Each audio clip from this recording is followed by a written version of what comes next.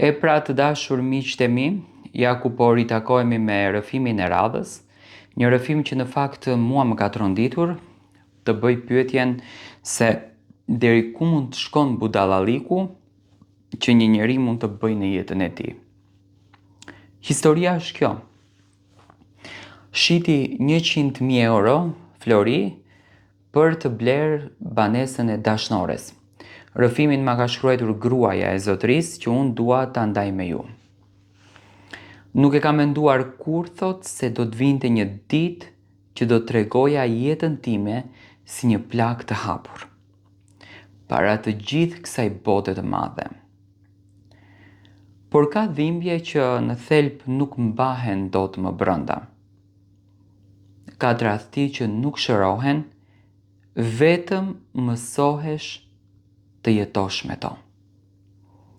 Si me një gur në gjoks që të mbyt çdo ditë. Unë isha një grua e thjesht, jo e përsosur, por e ndershme. E doja familjen, e doja burin tim, dhe besoja se sakrificat që unë bëja do më riktheheshin në dashuri. U martova shumë e re, me zemër të pastër dhe ëndra të vogla. Një shtëpi të ngrohtë, fëmijë, respekt edhe shumë qetësi. Asnjë gjë më shumë nuk kishte në thelb. Burri im nuk ishte i pasur, por as unë. Por bashk, ne të dy, si çdo çift, ndërtuam çdo gjë nga hiçi. Unë punoja ditë edhe natë, shisja florinte mi një nga një për të përballuar jetën. Ndërsa ai më premtoi se një ditë unë edhe ai do t'jemi mirë. Edhe unë shpirtërisht e besoja. Gjithmonë e besoja. Florint ishin gjithçka që kisha nga familja ime. Dhuratë e nënës, amaneti gjyshes, kujtim nga varfëria jonë e ndershme. Çdo byzilik, çdo unazë kishte histori, kishte lot edhe sakrifica.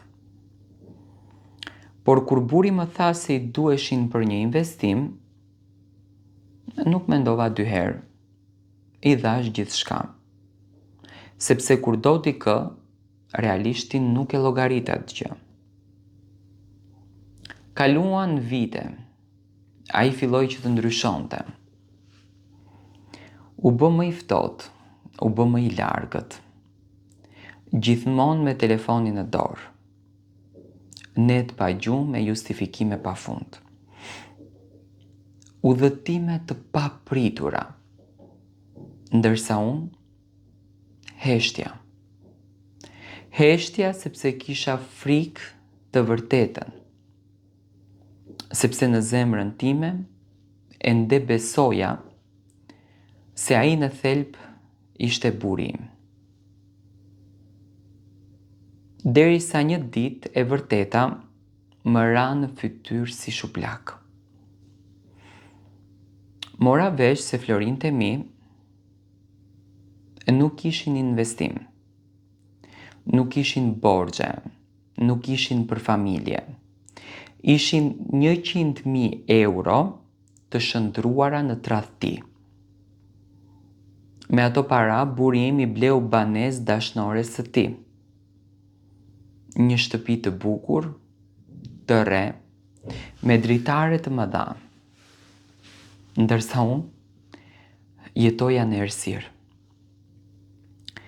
Kur e përballa, ai nuk e mohoi. Nuk e uli kokën, më tha fjalë që nuk do t'i haroj kurrë realisht. Ti e mësuar me pak, ajo meriton më shumë. Në atë moment, diçka brenda meje vdiq. Jo dashuria, jo besimi, por vdiq dinjiteti. E kuptova se isha shitur. Jo vetëm florinte mi, jo vetëm parat. Unë, jeta ime, sakrificat e mia për një grua tjetër. Për një tradhti të ftohtë. Netët pas asaj dite ishin net feri. Qaja pa zë që të mos më dëgjonin fëmijët. Shikoja duart e mia bosh dhe më dukej sikur më kishin vjedhur shpirtin. Mendoja për nënën time që më kishte dhënë atë florin me lot në sy dhe më dukej sikur unë e kisha tradhtuar atë në shpirt. Ai nuk u pendua. Vazhdonte jetën e tij, ndërsa unë mblidhja copat e vetes çdo mëngjes. Njerëzit flisnin, disa më mëshironin, disa më fajsonin. Pse nuk e kuptove më herët, më thonin. Sikur tradhtia realisht të lajmërohet përpara se do të ndodhë. Por askush nuk e di se sa e vështirë është të pranosh se njeriu që flinte pranë teje çdo natë të shiste pa asnjë ndjenjë faji. Sot jetoj ndryshe. Jo më e pasur, jo më e lumtur si dikur, por në thelb më e fortë. Florint nuk i kam më, parat jo, por kam diçka që ai kur nuk do ta ketë. Kam ndërgjegjen time të pastër.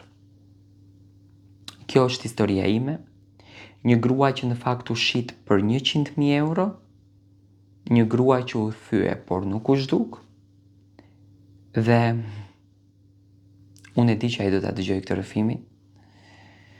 Dua t'i them një gjë, tradhtia jote nuk më vrau me një herë. Më vrau nga dalë, por kur mbijeton, bëhesh më e fortë se kur dhe unë këtë bëra. Tani unë gjithmonë e kam thënë, këto lidhjet jashtë martesore janë lidhje dëmtuese, nga që dëmtohet pala e parë që është bashkëshortja, dëmtohesh ti vetë sepse nuk e ke fokusin, dëmtohet ana tjetër dhe ti e gjithkohë si dëmtuar. Mua më vjen shumë keq për këtë zonjë, por uroj me zemër që ta ketë kaluar dhe të jetë e fortë dhe të kupton të mos bën më të njëjtat gabime.